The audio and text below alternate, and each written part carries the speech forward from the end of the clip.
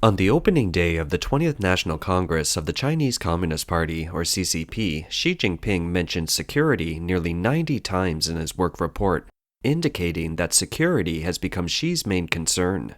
According to external analysis, the 20th National Congress was held in the midst of many crises, and protecting the party is still the core task and goal of the CCP. Xi Jinping's greatest concern. The 20th National Congress of the CCP was held in Beijing. 2,340 delegates and special guests attended the Congress, and all the members of the Standing Committee of the last Politburo were present.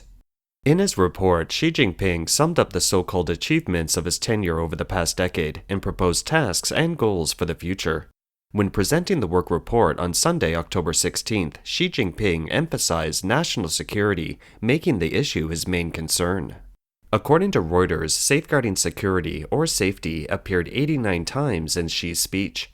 The term was mentioned 55 times at the 19th National Congress in 2017. In comparison, the frequency of references to national security has become much higher.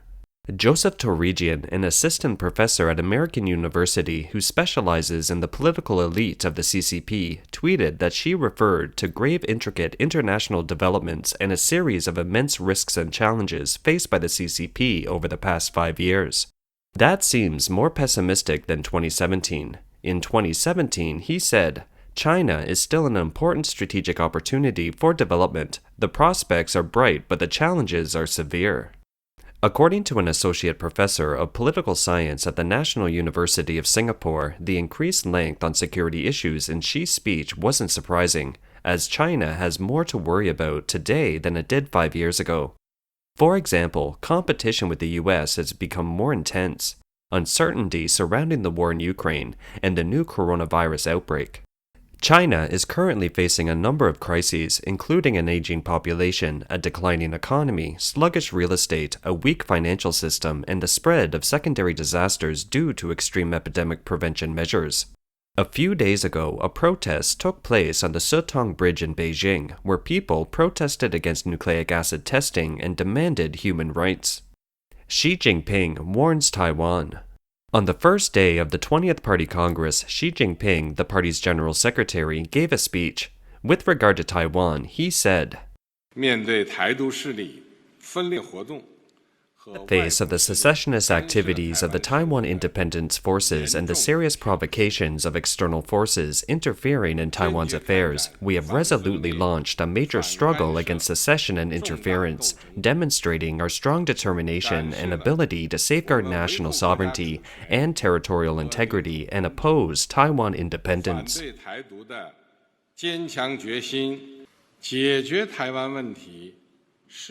The resolution of the Taiwan issue is a matter for the Chinese ourselves to decide. We insist on striving for the prospect of peaceful reunification with the greatest sincerity and with the greatest effort.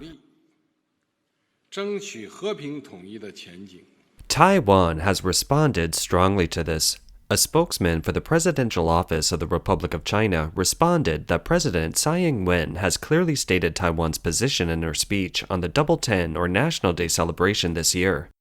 Taiwan will continue to stand firm on the four insistences, namely to uphold a free and democratic constitutional system, insist that the Republic of China and the People's Republic of China are not subordinate to each other, insist that sovereignty cannot be violated and swallowed, and uphold the future of the Republic of China, Taiwan. We must follow the will of the Taiwanese people. Taiwan will strengthen the four resiliences, that is, to build a more refined economic industry, social safety net, democratic and free system, and national defense capabilities, and more importantly, to make Taiwan the world's Taiwan, and give the world a better Taiwan, an island of resilience, a resilient country.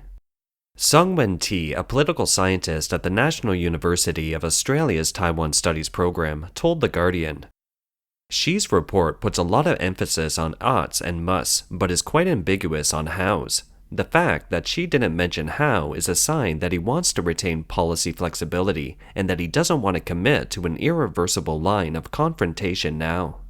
He went on to say that the lack of details in Xi's report shows that despite the escalation of the situation in the Taiwan Strait over the past few months, Xi doesn't intend to let his Taiwan schedule be affected by the internationalization of the Taiwan issue, which I think is a good sign for Taiwan, he said.